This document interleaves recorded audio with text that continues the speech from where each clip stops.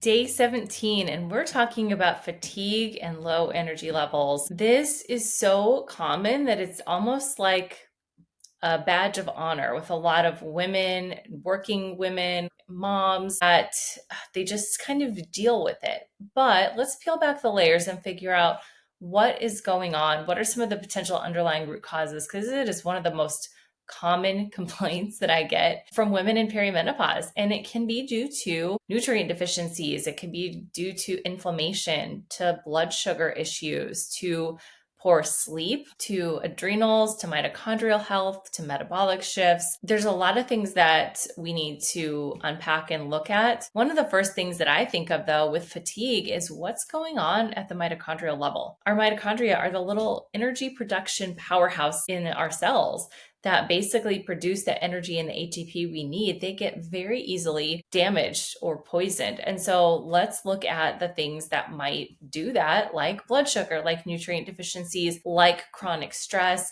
Are you sleeping well? Is your body having a chance to restore?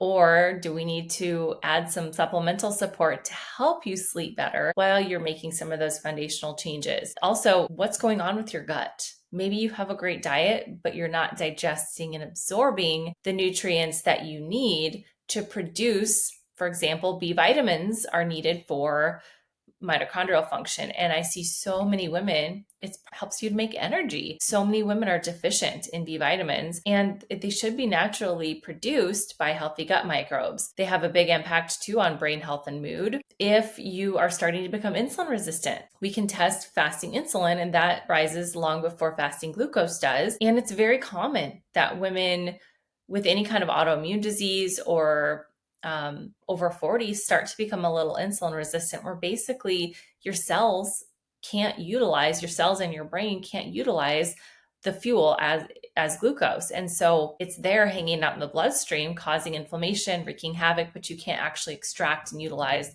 this nutrient. So we might need to work on your metabolic health and your blood sugar. If there's inflammation going on, that is going to block your detox pathways. Your body will be overburdened with toxins that make you feel exhausted and foggy, and all of your energy is going towards trying to maintain balance and homeostasis in the face of inflammation or autoimmune disease or nutrient deficiencies or hormone imbalances. So at the end of the day, I like to start with the basics. Hydration. Let's make sure that you've got pure, clean water, plenty of minerals and electrolytes, that you have an anti-inflammatory, unprocessed whole foods diet, that you're getting enough protein to replace and restore tissues and muscles and make brain neurotransmitters, that you're getting plenty of fiber to keep your gut microbiome happy so that it can detox and process out all the things that can make you feel pretty terrible. Are you sleeping well?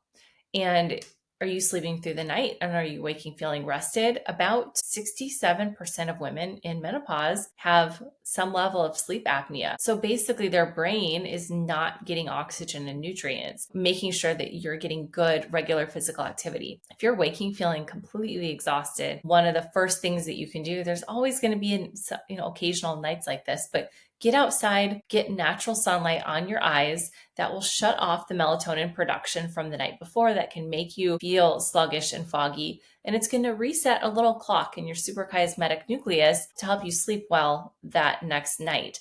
If you can stay on a really good, consistent sleep-wake routine, your body will eventually shift, and we can help support it with calming minerals and nutrients, as discussed in a previous video.